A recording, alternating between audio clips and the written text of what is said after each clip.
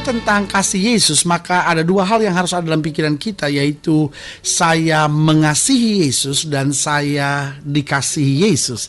Nah, mungkin saudara mendengar program ini dan berkata, loh, pendeta, apa bedanya antara saya mengasihi Yesus dengan saya dikasihi Yesus? Bukankah kita semua memang dikasihi oleh Yesus dan kita perlu mengasihi Yesus? Nah, dengar baik, ini sesuatu yang berbeda, karena kalau saya mengenal seorang presiden, belum tentu presiden itu mengenal saya. Nah, kalau saya mengenal Tuhan, belum tentu Tuhan mengenal saya.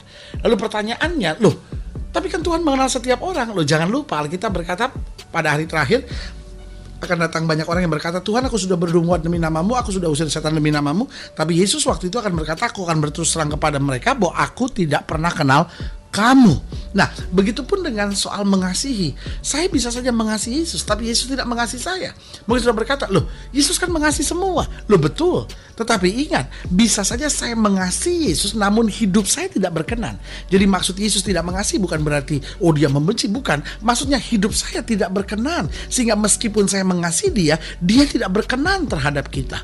Nah, yang paling indah, yang paling tepat adalah saya mengasihi Yesus dan Yesus mengasihi saya. Haleluya. Selamat datang dalam program kita hari ini, Harinya Tuhan, sebuah program rohani yang membawa kita pada pemahaman tentang firman Allah, sehingga kita bertumbuh, kita maju, kita menjadi dewasa hanya dengan oleh firman Allah. Karena kita tahu selama kita bertumbuh dalam firman Allah, maka jalan hidup kita penuh dengan sukacita, damai sejahtera, dan kemenangan. Dan program ini kita sedang bicara tentang murid yang dikasihi Yesus. Nah, saudaraku yang kasih dalam Tuhan, kalau saudara pelajari baik-baik Injil Yohanes, maka Yohanes jarang sekali menyebut dirinya sendiri sebagai Yohanes, tetapi dia sering kali menyebut dirinya sebagai murid yang dikasihi Yesus. Karena sebuah kebanggaan, sebuah sukacita tersendiri, Yohanes bisa menempatkan dirinya sebagai murid yang dikasihi oleh Yesus. Nah, kita akan lihat sama-sama dalam Yohanes pasal 21. Yohanes pasal 21 ayat yang ke-20 sampai ayat yang ke-25. Yohanes pasal 21, Yohanes pasal 21 ayat yang ke-20 sampai ayat yang ke-25.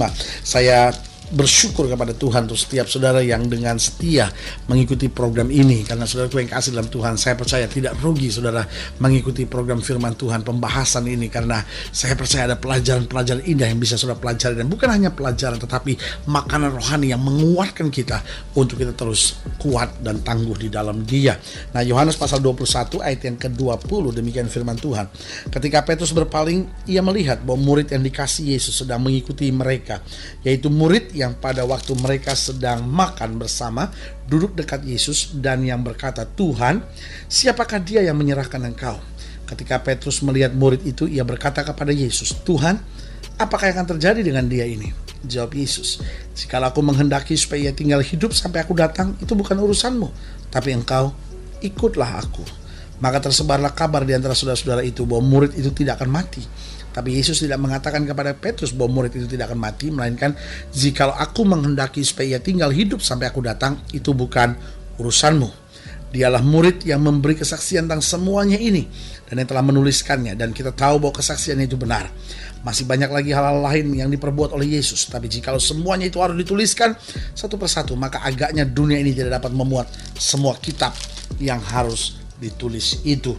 Nah, saudaraku yang kasih dalam Tuhan, pertanyaan kita, apakah Yesus memang membeda-bedakan murid sehingga Yohanes lebih dikasih dari yang lain? Jawabannya tidak. Itu sebabnya ketika Petrus mulai bertanya tentang apa yang terjadi dengan dia, apakah dia ada bedanya dengan kita-kita?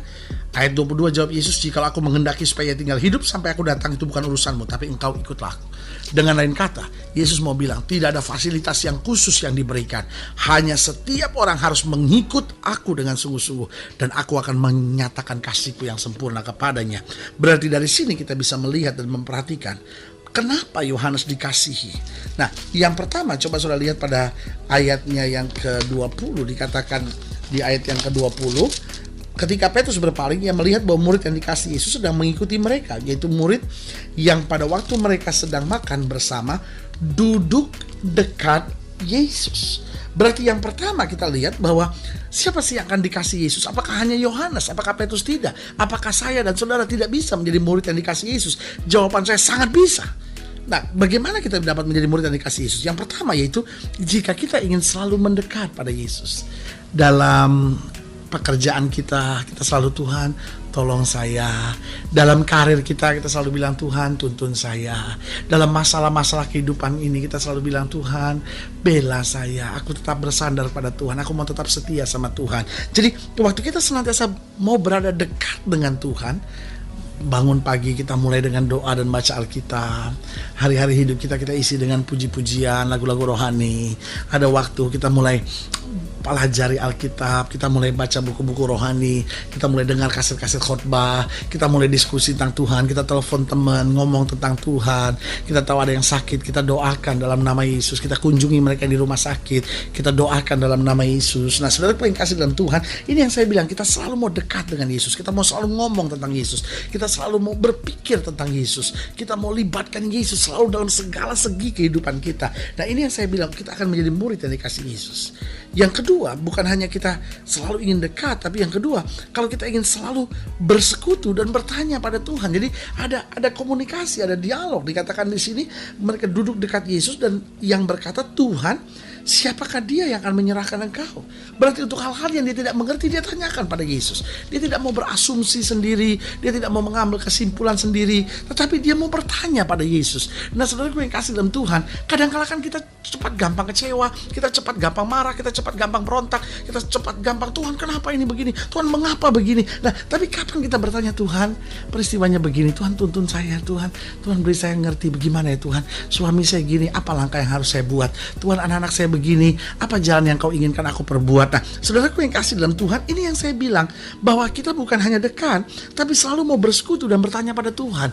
Mulai setiap hari, Tuhan tuntun saya, biar hari ini jalan saya jalan yang menyenangkan hati Tuhan. Pada saat kita menghadapi masalah, Tuhan, saya tahu saya menghadapi masalah, beritahu saya Tuhan langkah apa yang harus saya buat. Jadi kita gak gampang kecewa dan bilang, Tuhan ini suami saya sih, Tuhan ini mertua saya sih, Tuhan ini bos saya sih begitu, Tuhan ini anak buah saya gobloknya minta ampun gitu. Kita maki, kita marah, kita kecewa. Saudaraku yang kasih dalam Tuhan, itu akan membuat hidup saudara bertambah sulit. Tapi justru kalau saudara mau bersekutu, bertanya pada Tuhan, tanpa saudara sadari, hikmat Tuhan akan menuntun hidup saudara. Dan yang ketiga, bagaimana menjadi murid yang dikasih Tuhan? Yang pertama tadi, selalu ingin dekat. Yang kedua, selalu ingin bersekutu dan bertanya pada Tuhan. Dan yang ketiga, coba lihat ayat yang keempat.